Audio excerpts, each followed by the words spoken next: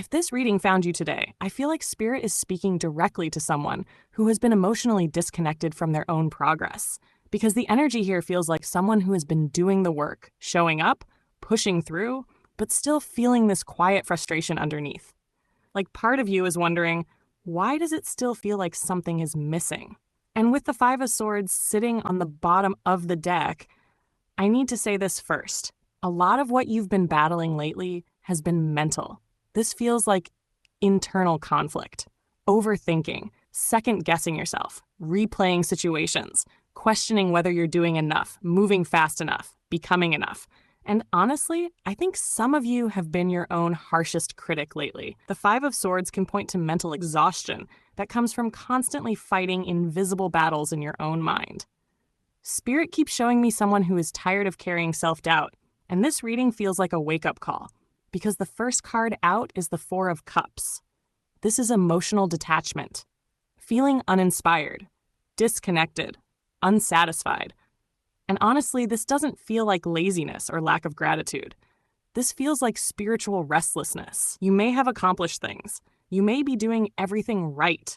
You may be trying your best to stay consistent, but something still feels incomplete. And I think part of what's difficult here is that some of you cannot fully explain why. You just know your soul is craving something deeper.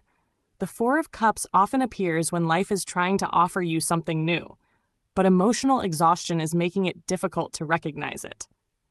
And Spirit keeps repeating, do not mistake temporary emotional numbness for permanent stagnation. That message feels very important, because then we move into judgment.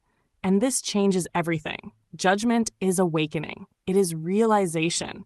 It is that moment when something clicks and you suddenly understand why things unfolded the way they did. This card feels like a call from your higher self, a spiritual invitation to rise, to stop shrinking yourself to fit old versions of your life, to stop doubting what your soul has already outgrown.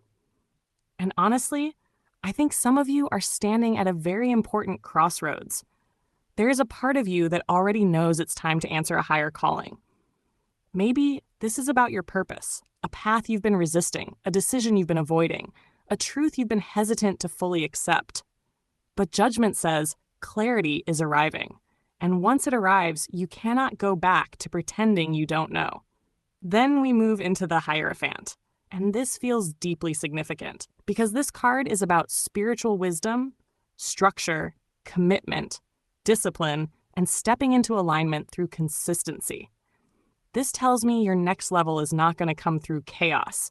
It comes through devotion, through building something solid, through honoring your growth enough to create structure around it. For some of you, this could absolutely connect to formal learning, teaching, spiritual practice, mentorship, or stepping into a more grounded role within your purpose. But emotionally, this feels like committing to yourself in a deeper way. No more half-believing in your potential. No more waiting for someone else to validate your path.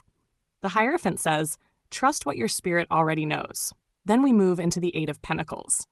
And honestly, this card feels like confirmation that you are already on the right path. This is steady work, quiet dedication, building something over time. Spirit keeps acknowledging your effort here. Even if the results have felt slow, even if progress has felt invisible, you are not starting from scratch. You are refining, strengthening, mastering. And I think many of you underestimate how much your consistency is already shaping your future. The Eight of Pentacles reminds us that transformation often happens quietly before it becomes visible. Then we move into the Nine of Wands. And this tells me you are closer than you think. This is resilience, persistence, the final stretch before breakthrough. But it also carries exhaustion, feeling tired, guarded, wondering how much longer you need to keep pushing before things finally shift. And honestly, I feel this deeply for whoever this message is for. Because this energy feels like someone who has grown stronger through every challenge, but is ready for some relief. Ready for proof that their effort has not been in vain. And Spirit keeps saying, do not stop now. That message is strong, because the Nine of Wands often appears right before the cycle changes, right before the breakthrough, right before everything starts making sense. And underneath all of this is the Five of Swords.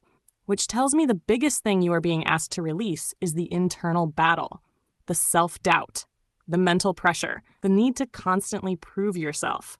Because some of you are exhausting yourselves trying to win battles that no longer deserve your energy. And Spirit is asking, what would happen if you stopped fighting yourself? That feels like the heart of this reading. The Four of Cups says you've felt disconnected. Judgment says awakening is here. The Hierophant says commit to your path. The Eight of Pentacles says keep building. The Nine of Wands says you're almost there. And the Five of Swords reminds you that your greatest obstacle right now may be the story your mind keeps telling you. This reading feels like spiritual confirmation. You are not off track. You are not behind. You are not missing your moment. You are in the middle of becoming. And sometimes becoming feels uncomfortable because the old version of you cannot come with you. So if this reading resonated, take what connected and leave what didn't. But this genuinely feels like a message for someone standing right at the edge of a major internal breakthrough. Your spirit already knows where you're headed. Now it's time for your mind to catch up.